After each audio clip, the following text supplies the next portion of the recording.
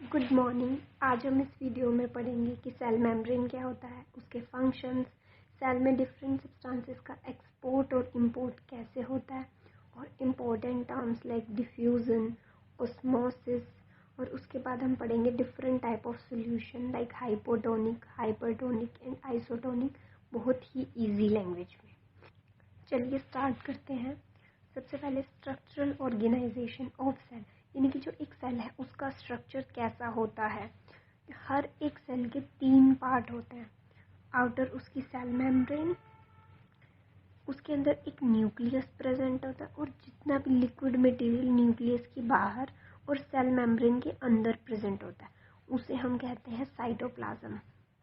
ठीक है, अब देखिए यहाँ पे दिखाया भी गया, ये एक सेल है, ये रहा इसकी cell membrane outer layer, cytoplasm जितना भी लिक्विड कंटेंट प्रेजेंट होता है, और न्यूक्लियस। और साइटोप्लाज्म के अंदर different type of organelles present होते हैं like mitochondria. Every cell has 3 parts, plasma membrane और cell membrane, nucleus and cytoplasm. Let's start with this one, plasma membrane or cell membrane. Like, as we know, plasma membrane is the outermost layer of cytoplasm, right? This one is the liquid content cytoplasm, nucleus and cell membrane. Outermost layer of cytoplasm, outermost leaving boundary or covering of cell that separates the content of cell from its external environment. अब देखिए, जो ये जो cell membrane है वो cell को external environment से protect करके रखती है।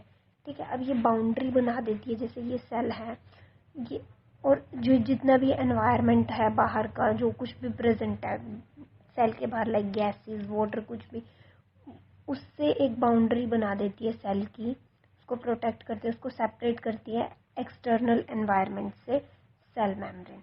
लाइक जैसे हमारा घर होता है, जो हमारे घर की वॉल्स होती हैं वो हमें बाउंड करके रखती है ना, ताकि हम जो एक्सटर्नल इफेक्ट्स लाइक टेम्परेचर बढ़ रहा है, बहुत ज़्यादा गर्मी हो रही है या बहुत ज़्यादा रेनफॉल हो रही है, उससे हमें प्रोटेक्ट करके रखते हैं ना। यही काम होता है हमारी सेल मेम्ब्रेन का, वो सेल को आउटर जो एनवायरनमेंट होती है उससे सेपरेट करके रखती है। और ये किस चीज़ की बनती है, प्रोटीन एंड लिपिड की। अब इसके फंक्शंस क्या होते हैं, अलो और permit the exit and entry and exit of some materials in and out of the cell. ये परमिशन देती है कोई भी मॉलिक्यूल है कि वो सेल के अंदर आएगा या नहीं आएगा। जैसे अब हमारा घर है और हमारा जो डोर होता है उसे ऐसे ही हमारे घर के अंदर कोई नहीं आ सकता, जो हमारे रिलेटिव्स हैं, फ्रेंड्स हैं, वही आ सकते हैं ना। ऐसे ही जो सेल मेम्ब्रेन है, जो भी मटेरियल सेल को चाहिए सिर्फ वो ही सेल के अंदर आएगा, बाकी मटेरियल सेल के अंदर नहीं आएगा। और इसलिए ये protect and also prevent the movement of some other material, और ये प्रिवेंट भी करती है मटेरियल जो सेल को नहीं चाहिए वो अंदर नहीं आने देती। इसलिए ये कुछ सिलेक्टिव मॉलिक्यूल्स ही अंदर आने देती है जो सेल को चाहिए, इसलिए हम इसे कहते हैं, That's why the cell membrane is called selectively permeable membrane. अब देखिए, जो क्वेश्चन है, how does the movement of substance take place into the cell. जितने भी सब्सटेंस है, कोई भी गैस, वाटर, वो सेल के अंदर कैसे आते हैं। Answer, substance like CO2 and oxygen can move across the cell membrane by a process called diffusion. जितने भी मॉलिक्यूल्स हैं सेल मेम्ब्रेन के अंदर बाहर कैसे आ सकते हैं, डिफ्यूजन से। अब हम देखते हैं डिफ्यूजन क्या होता है। Diffusion is a spontaneous movement of substances from a region of high concentration to the region where it's concentration is low. देखिए, स्पॉन्टेनियस का मतलब क्या होता है, अपने आप हो जाना, खुद से हो जाती है वो जो ये प्रोसेस है। इसमें क्या होता है कि जो भी सब्सटेंसेस हैं वो जहाँ पे उनकी अमाउंट ज़्यादा है, यानी कि जहाँ पे उनकी कॉन्सेंट्रेशन है ज़्यादा, वहाँ से वो वहाँ पे मूव करते हैं जहाँ पे उनकी अमाउंट है कम, to the region where it's concentration is low. ठीक है, अब देखिए एग्जाम्पल है, जैसे अब हम अपने घर में धूप जलाते हैं तो क्या होता है, वो पूजा रूम से हमारे सभी कमरों में आने लग जाती है, उसकी जो खुशबू होती है। क्यों, क्योंकि जो पूजा रूम है वहाँ पे जो धूप की जो खुशबू है वो जो उसकी गैस प्रेजेंट है वो है बहुत ज़्यादा, और जो रूम्स है वहाँ पे है उसकी कंसंट्रेशन कम, तो वो अपनी हाई कंसंट्रेशन से लो कंसंट्रेशन पे मूव करती है। वो प्रोसेस भी कौन सी हो रही है? डिफ्यूज़न ही हो रहा है। और जैसे अब हम अपने कमरे में परफ्यूम को स्प्रिंकल करते हैं, तो वो हमारे जो आसपास की जो जहाँ पे परफ्यूम को स्प्रिंकल नहीं किया वहाँ पे भी स्मेल आने लग जाती है, क्योंकि जहाँ पे स्प्रिंकल किया वहाँ पे जो परफ्यूम के जो मॉलिक्यूल्स हैं उनकी कॉन्सेंट्रेशन ज़्यादा है, तो फिर अपनी वो हाई कॉन्सेंट्रेशन से लो कॉन्सेंट्रेशन की तरफ मूवमेंट करने लगते हैं। अपने आप हमें कोई एनर्जी नहीं देनी पड़ती, इसलिए हम कहते हैं उसको डिफ्यूज़न। देखिए यहाँ पे दिखाया गया, जैसे ये एक सेल है, ठीक है, इसकी जो ये मेम्ब्रेन है, सेल की मेम्ब्रेन होगी, ये हो गया सेल का इनर, ये हो गया आउटर, ठीक है। जो आउटर है वहाँ पे है मानी O2 की कॉन्सेंट्रेशन ज़्यादा है, तो क्या होगा, वो स्पॉन्टेनियस मूवमेंट अपने आप मूव करेगा, डिफ्यूज़न के थ्रू वो सेल के अंदर चला जाएगा। और ये तब तक चलती रहेगी प्रोसेस जब तक यहाँ पे और यहाँ पे दोनों पार्ट्स में ऑक्सीजन की कॉन्सेंट्रेशन इक्वल नहीं होती, तब तक ये डिफ्यूज़न की प्रोसेस चलती रहती है। और देखिए टाइम के साथ क्या हुआ, ऑक्सीजन दोनों पार्ट्स में सेम अमाउंट में होगी, ठीक है। Diffusion plays an important role in gaseous exchange between the cell as well as the cell and its external environment.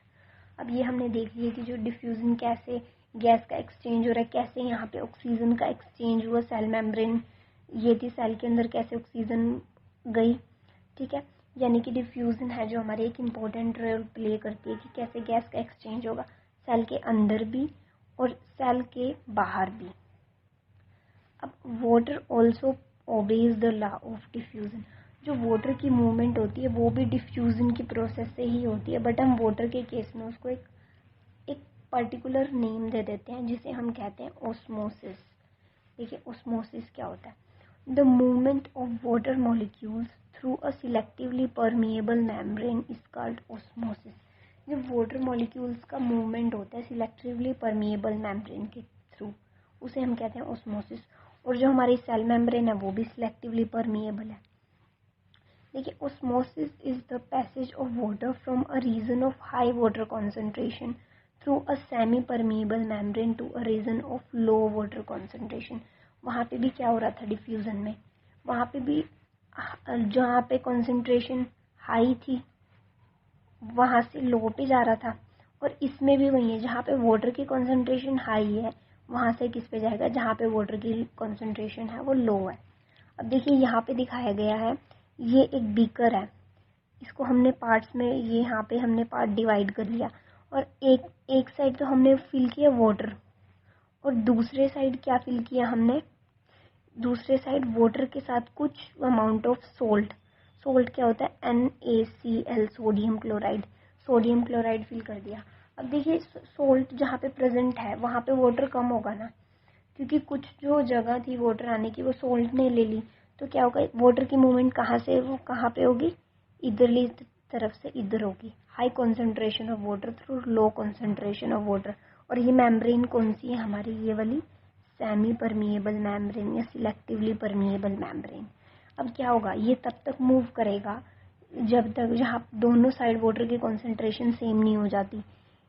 ये देखिए यहाँ पे, जब यहाँ पे वाटर इक्वल हो गया, यहाँ पे आपको इतना ज़्यादा क्यों दिख रहा है, क्योंकि इसके अंदर सोल्ट ही भी प्रेजेंट है, ठीक है। इस ऐसे हमारे जो होते हैं वाटर की मूवमेंट होती है जिसे हम कहते हैं ऑस्मोसिस। अब देखिए टाइप्स ऑफ सॉल्यूशन। सबसे पहले हम देखेंगे कि टोनिसिटी क्या होता है। टोनिसिटी होता है ability of a cell to gain और लूज वाटर। एक सेल की एबिलिटी कि वो वाटर को लूज करेगा या अपने अंदर लेगा, ठीक है, उसे हम कहते हैं टोनिसिटी। अब 3 केस हो सकते हैं, 3 टाइप्स ऑफ सॉल्यूशन होते हैं। देखिए 3 टाइप्स ऑफ सॉल्यूशन होता है, हाइपोटोनिक, हाइपरटोनिक एंड आइसोटोनिक। जब हम इन 3 सॉल्यूशन में अपने सेल को रखेंगे तो क्या होगा, या तो वो अंदर के वाटर को रिलीज करेगा, या वो अंदर के वाटर को गेन करेगा, या वो दोनों में से कोई प्रोसेस नहीं करेगा, ठीक है। अब हम एक एक करके तीनों सॉल्यूशंस पढ़ेंगे। सबसे पहले है हाइपोटोनिक सॉल्यूशन। हाइपो मतलब लेस, कम। अब जिस सॉल्यूशन में, जैसे ये एक सॉल्यूशन है, जिस सॉल्यूशन में वाटर की तो अमाउंट होती है ज़्यादा और जो सोल्यूट है उसकी अमाउंट होती है कम, उसे हम कहते हैं हाइपोटोनिक। अब देखिए ये हमारा सॉल्यूशन है, तो हमने क्या किया, अपना एक सेल ले लिया, इसके अंदर डाला। अब सेल के अंदर तो सोल्यूट की कॉन्सेंट्रेशन ज़्यादा है ना, क्योंकि बाहर कॉन्सेंट्रेशन कम है, तो क्या होगा, बाहर से वाटर अंदर जाएगा। इसे हम कहेंगे हाइपोटोनिक सॉल्यूशन, जिस सॉल्यूशन की कॉन्सेंट्रेशन कम होती है। किसकी कॉन्सेंट्रेशन, सोल्यूट की कॉन्सेंट्रेशन कम होती है बट वाटर की कॉन्सेंट्रेशन ज़्यादा होती है। या फिर हम दो सॉल्यूशन को कंपेयर करें तो इसमें मानिए ये वाटर है, इसमें भी वाटर है बट इसमें वाटर कम है, सोल्यूट ज़्यादा है, और इसमें सोल्यूट कम है, तो इन दोनों में से हाइपोटोनिक कौन सा हुआ, ये वाला। This one is the hypotonic solution. अब हम देखेंगे कि हाइपरटोनिक सॉल्यूशन क्या होता है। A solution having less water concentration और high solute concentration then any other solution. ये सब डेफिनेशंस दो सॉल्यूशन को कंपैरिजन करके लिखी गई हैं। देखिए सबसे पहले हम देखते हैं हाइपर का मतलब होता है ज़्यादा, मोर। जिस सॉल्यूशन में सोल्यूट की कॉन्सेंट्रेशन ज़्यादा होती है और वाटर की कॉन्सेंट्रेशन कम होती है उसे हम कहते हैं हाइपरटोनिक सॉल्यूशन, राइट। अब यहाँ पे भी हमने क्या किया, दो बीकर ले लिए, दोनों में वाटर है और साथ में क्या है, सोल्यूट। इसमें है सोल्यूट, ये रहा, और इसमें काफ़ी सारा सोल्यूट है, तो दोनों में से हाइपरटोनिक कौन सा हुआ, this one is the hyper because solute concentration is more than this solution, right. अब देखिए तीसरा केस है आइसोटोनिक सॉल्यूशन। आइसो मतलब सेम रहना, सेम। अब जब हमने दो सॉल्यूशन ले लिए, जैसे ये दो सॉल्यूशन ले लिए और दोनों सॉल्यूशन में वाटर की कॉन्सेंट्रेशन भी सेम है और साथ में सोल्यूट की कॉन्सेंट्रेशन भी सेम है, वो होते हैं आइसोटोनिक सॉल्यूशन। और अगर हम सेल के केस में सॉल्यूशन की बात करें तो जैसे जो कॉन्सेंट्रेशन इस सॉल्यूशन की, अगर हम इसमें अपना सेल डालें तो सेल की भी कॉन्सेंट्रेशन वही होगी, उसमें भी उतना ही वाटर होगा और उतना ही सोल्यूट होगा। इसलिए सेल को जब हम इस सॉल्यूशन में डालेंगे ना ही वो वाटर को गेन करेगा ना ही लूज करेगा। यहाँ पे डायग्राम के थ्रू आप देख लीजिए, ये है हमारा आइसोटोनिक सॉल्यूशन। जब हमने आइसोटोनिक सॉल्यूशन को सेल में डाला तो वो वैसा का वैसा, ये रही उसकी cell wall, cell membrane, water, जितना वाटर अंदर आ रहा है उतना ही वाटर बाहर जा रहा है, no net movement of water particles, cell membrane is attached to cell wall, कोई भी मूवमेंट नहीं होगी। बट जब हमने क्या किया, ये है हमारी सेल मेम्ब्रेन, ये रही हमारी सेल वॉल। अब आगे हम सेल वॉल भी पढ़ेंगे। जब हम इसको हाइपरटोनिक यानी कि जिसकी कॉन्सेंट्रेशन सोल्यूट की ज़्यादा है उसमें डालते हैं तो सारा वाटर बाहर लूज हो जाएगा और सेल बिल्कुल सिकुड़ जाएगी, ठीक है। सेल मेम्ब्रेन तो सेल वॉल से अलग हो जाएगी, श्रिंक हो जाएगी, और इसको हम क्या कहेंगे, प्लाज्मोलाइसिस। प्लाज्मोलाइसिस क्या होता है, वाटर को जितना भी लिक्विड कंटेंट है उसका लूज हो जाना सेल में से, ठीक है। जब ये लूज हो जाएगी, देखिए ये तो हमारी सेल वॉल है, प्लाज्मा मेम्ब्रेन ये थी सारी, उससे वाटर लूज हो गए तो छोटी छोटी होती जाएगी और वो सेल वॉल से डिटैच हो जाएगी। बट अगर हम बात करें हाइपोटोनिक सॉल्यूशन की, हाइपोटोनिक क्या होता है, जिसमें जो सोल्यूट है उसकी कॉन्सेंट्रेशन कम होती है। जब हम उसमें डालेंगे सेल को तो क्या होगा, वाटर सारा अंदर जाएगा और सेल जो होगा वो फूल जाएगा, ठीक है। अब हम नेक्स्ट देखते हैं ओस्मोसिस के एग्जाम्पल्स। ओस्मोसिस क्या होता है, जैसे यूनिसेलुलर फ्रेश वाटर ऑर्गेनिज्म, जितने भी ऑर्गेनिज्म हैं जो वाटर में रहते हैं वो किससे लेते हैं, किस प्रोसेस के थ्रू वो अपने अंदर वाटर लेते हैं, ओस्मोसिस के थ्रू। और प्लांट्स भी होते हैं वो भी वाटर ओस्मोसिस के थ्रू लेते हैं, और प्लांट्स में वाटर की जो एब्जॉर्प्शन होती है प्लांट रूट्स से वो भी ओस्मोसिस की वजह से ही होती है, ठीक है। अब एक और डेफिनेशन है, इम्पोर्टेंट है, एंडोसाइटोसिस। एंडो मतलब अंदर लेना, ठीक है। Process in which cell engulfs food and other material from its external environment। वो प्रोसेस, जैसे एक सेल है, वो क्या करेगा, ये कोई भी फूड पार्टिकल है वो अपने अंदर निगल लेगा, वो उस प्रोसेस को हम कहेंगे एंडोसाइटोसिस। ठीक है, ये क्यों होता है? जो सेल मेम्ब्रेन होती है हमारी वो फ्लेक्सिबल होती है। ठीक है, वो सब होती है फ्लेक्सिबल, वो ऐसे हो गई, जो सेल फूड पार्टिकल आया आगे और फिर वो ऐसे खुल के बंद हो जाती है। ऐसे हमारा जो फूड है वो सेल के अंदर चला जाता है। और जो हमारा एक ऑर्गेनिज्म होता है अमीबा, वो भी एंडोसाइटोसिस के थ्रू ही अपने फूड को लेता है। ठीक है, अब ये हो गई हमारी एंडोसाइटोसिस की प्रोसेस। अब नेक्स्ट है सेल वॉल। अब देखिए, the outer covering of plant cell is called cell wall. जो सेल वॉल प्रेजेंट होती है वो सिर्फ प्लांट्स में प्रेजेंट होती है, कभी भी किसी एनिमल में आपको सेल वॉल नहीं मिलेगी, कभी भी। ये कैरेक्टरिस्टिक ही प्लांट सेल का है। ठीक है, अब ये क्या होता है, outer covering of plant cell. ठीक है, जैसे अभी हमने देखा था कि जो सेल है उसके आउटर मेम्ब्रेन क्या है, सेल मेम्ब्रेन। अब उसके बाहर प्रेजेंट होती है हमारी ये सेल वॉल। ठीक है, देखिए, the cell wall lies outside the plasma membrane. Non living structure होता है, बट जो हमारी सेल मेम्ब्रेन थी वो लिविंग थी। ये सिर्फ प्रेजेंट होती है प्लांट्स में, बैक्टीरिया में एंड फंजाई में। किस चीज़ की बनी होती है, सेल्यूलोज की। जो सेल्यूलोज होता है, cellulose provided structural strength to the plant. जो सेल्यूलोज हमारी उसमें प्रेजेंट है प्लांट, इसमें सेल वॉल में, वो क्या करता है, एक स्ट्रेंथ प्रोवाइड करता है होते हैं। और वो रिजिड भी होते हैं, लाइक सख्त से होते हैं, और उनकी एक डेफिनेट होती है, डेफिनेट शेप होती है। और वो किसकी वजह से होती है, सेल वॉल की वजह से। राइट, अब हम देखेंगे इनके functions of cell wall. Give shape to the cell, protect cell from mechanical damage and infection, provide barrier to undesirable molecules. पहले तो थी हमारी आउटर मेम्ब्रेन, प्लाज्मा मेम्ब्रेन, अब क्या है, सेल वॉल है प्लांट्स में।